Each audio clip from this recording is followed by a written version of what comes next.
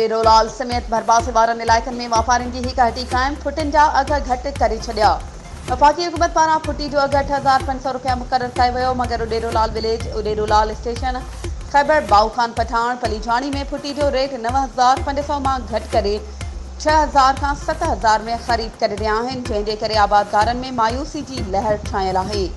ॿिए पासे आबादकारनि जो चवणु आहे त हिकु कलर दवाऊं ॿिज महांगा थी विया आहिनि, हर शइ ॿीणा अघ ते आहिनि, मगर सिंध हुकूमत ग़रीब ॾुखिड़ियल आबादकारनि ते रहम करे ज़राअत खे बचाइण लाइ तकड़ा क़दम खणी माशाखोर वापारियुनि खे लगाम ॾे।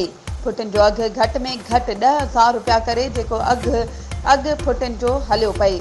ओचितो माशाखोर वापारियुनि फुटिन जो अघ 3,000 घटि करे हाणे 7,000 खां बि घटि आबादकारनि खां फुटियूं वठियूं पयूं वञनि। ही आबादकारनि सां वॾो ज़ुल्म आहे।